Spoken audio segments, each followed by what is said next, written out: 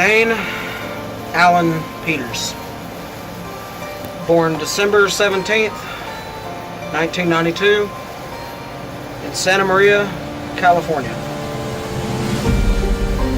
To my father, Stephen Drew Peters, and my mother, Sheila Gail Peters.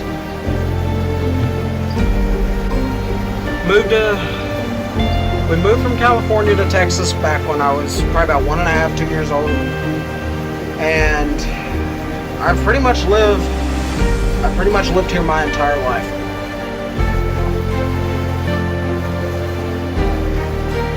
I remember back when I was about 6, 7 years old,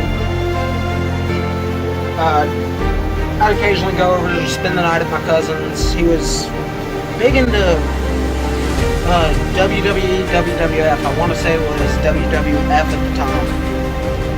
And I took an interest in it real quick. I was like, I love watching like The Rock, Stone Cold Steve Austin, Rob Van Dam, Eddie Guerrero, Chris Benoit, Triple H, Shawn Michaels, all the legends. And I remember taking a liking to it really quick. And I thought, man, it'd be so fun to be able to go out there and just do that. It just looks like fun. Well, I'd come home, my dad wouldn't want me watching that. Neither really did my mom, for whatever reason they had. I don't really remember. But there'd be times I'd go to my friends or my cousins or whatever, and we'd wrestle backyard, just for fun, trampoline ground, whatever. And for the most part,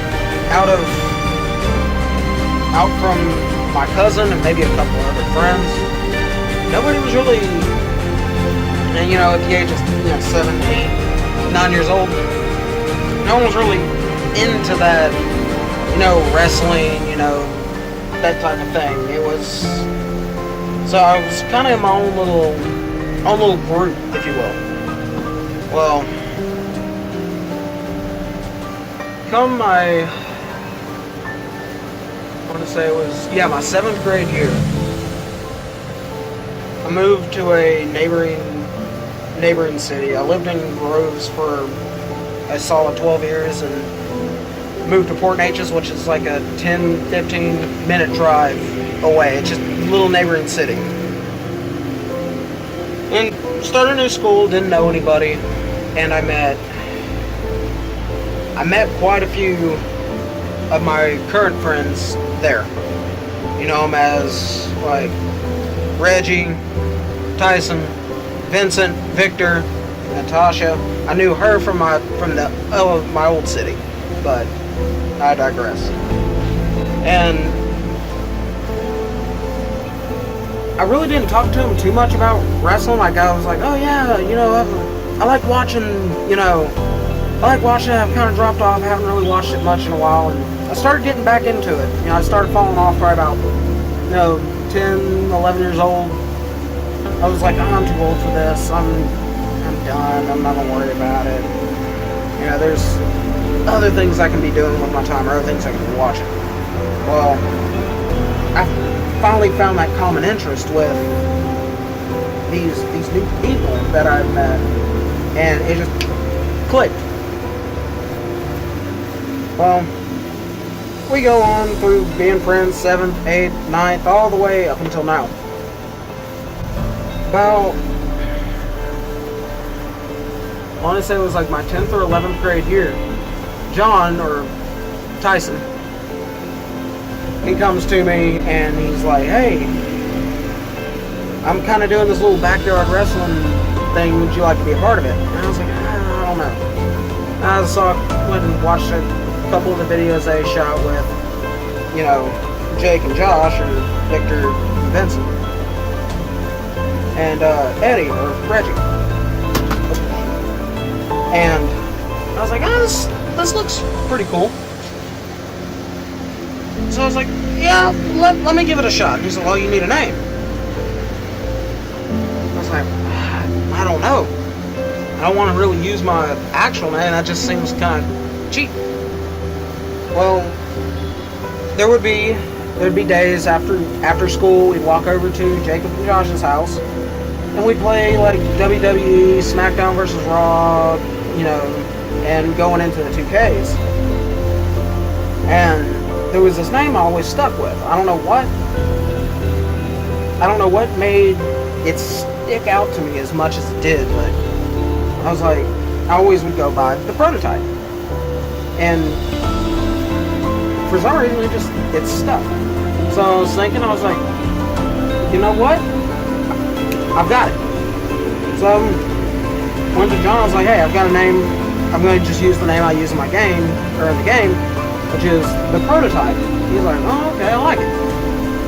So we started doing this backyard wrestling thing for our 11th and 12th grade year. And it was a blast. It was so much fun. It was something to do on the weekend. It was exercise. All of us could get together and, you know, just hang out. Afterwards, we'd go and hang out at someone's house. Like, we'd go and stay at my grandmother's, where I was currently staying at the time. Or, you know, go to my place in Port Neches or wherever. You know, we'd all, you know, sit back, chill, play video games, screw her off, you know, whatever. And just some of the best, I'd have to say, probably some of the best years of my life. You know, once high school ended, you know, after my 12th grade year, we all started, you know, naturally we started working. We had to get jobs. So it kind of fell off for a little bit. We kind of quit doing it. And then about 2 years ago, John came back and was like, hey, you know, I want to get this kick back up. Do you want to jump back into it? I'm like, sure, why not? So we started, and we've gone for about 2 years now, and you know, circumstances have came up now, unfortunately, where we're having to completely call it quits. And it's circumstances that are out of our controls, but such is life, you know. But I wouldn't trade those years for anything in the world. And it was a blast. And I couldn't be more grateful of the time and people I've met over the years. But, no. Some of the best memories I have are actually from W.A.W. doing this backyard wrestling. One of them was Jacob with the briefcase. That actually horrified us. Oh,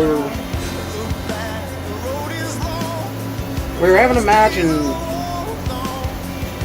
we had an accident and Jacob got hit with the briefcase, and we're like, damn, that sounded solid. That sounded really solid. Jacob looks up and there's blood pouring down his face. We're like, oh my god. Like, oh, okay, holy crap. Okay. So, you know, we stopped, check on him. He's like, no, I'm good. I want to keep going. We're like, oh, alright. So, we kept going, finished the match, and toughed it out like a trooper. The conversation with his dad later was another story, but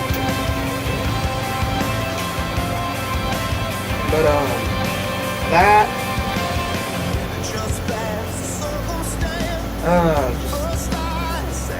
the choke slam between him and his brother, that was good. That was something I won't forget. That was really cool. I didn't think that was capable out of him, but it was. Our Buried Alive matches that we had, or match that we had. But probably one of the most reoccurring memories I have of W.A.W. was our number one and only sponsor, the Big Blue Tarp. Sponsored by the crazy neighbors that call the cops. I can't believe how many times we've actually had the cops called on us because people thought we were actually fighting. Which, I guess from a certain standpoint, you would think, yeah, they're fighting. But it was crazy. You know, turn around and you see two big ass cops just standing there, staring you down, and the first thing you know is to grab your pants and sit on the ground because you're like, am I about to get tased? But no. W.A.W. was, I feel like it's brought me and my friends closer together, not only as friends but as a family, and I couldn't be any more grateful for it. So, with the closing of W.A.W., it may be the end for that, but the friendships that we've made and that will continue on week in and week out will never die.